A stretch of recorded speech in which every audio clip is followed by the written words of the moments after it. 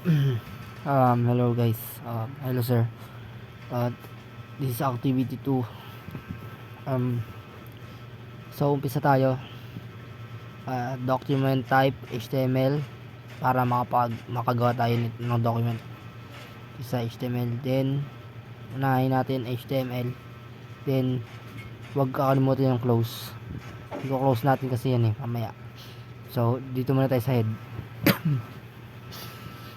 Head. Yan para yung head natin yung sa page yung taas. Ayun yung ano yun yan. Head. Then title para magkaroon ng laman yung doon sa taas, doon sa Chrome.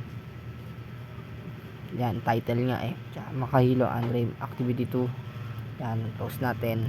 Then close din natin yung head para di na di na magalaw. Then dito na tayo sa body, structure ng gagawin natin. So gagawa tayo ng form. Yan, form, tapos may close yan sa dulo. Yan. Then so gusto kong gumawa registration form, tapos may style siya. Yan, lalagyan ko siya ng head 1, H1 for short. Then close. Then label kasi sa username para malagyan natin ng label. Then para malagyan natin ng pa-type natin, lalagyan natin ng input type text. Yan. So next naman natin is label.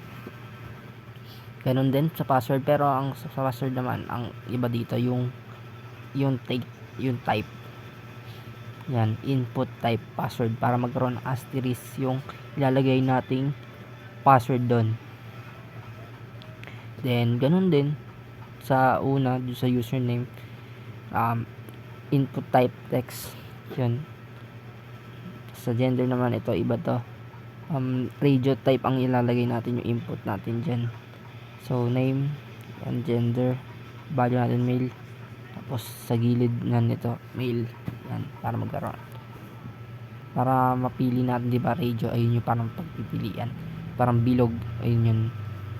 So, ito naman yung pangalawang choice is yung palagi tama. Then yung birthday, ito madali lang to. Yan, lalagyan mo na ng label birthday. So input type niya is date para lumabas yung calendar pag pinindot natin yan. Tapos ayun, pipili ka lang ano yung birthday mo. Then label hobbies. So gagamitin natin dito is type checkbox. Yan, input. Tapos yung name ng natin, hobbies. Tapos yung value is basketball. Yan, bali apat yung pagpipilian natin yung natin dito, in-input natin apat. Yan, isa naman is basketball, gaming, sleeping, tapos yung walwal. So yun, madali lang yan, madali lang din yun. Then yung age, yan, ang natin dito sa age is wag na number lang talaga pwede, number lang dapat ilalagay, walang letter. Kaya pinili natin is type number para walang letter na ilagay, number lang talaga. Then sa button tayo, para masubmit natin, yan, button input, yan, submit, tapos yung pangalan ng submit, yan, isang gilid yan.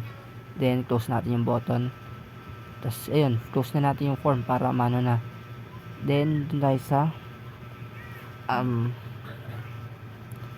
naman tayo sa paragraph. After ng form, yan, after yan, basta na-close na natin sa baba ng form, nasa labas dapat yung paragraph. Yan, example ko is yan, lagay ko ako si Andre, Maylon, etc. Sabay close natin yung paragraph. Then ayun, close na natin yung body para ayun close na nga, yun na nga, paulit-ulit. Then close na natin HTML. So tignan natin yung output. So ayun, yan, nalalagay natin. Andre.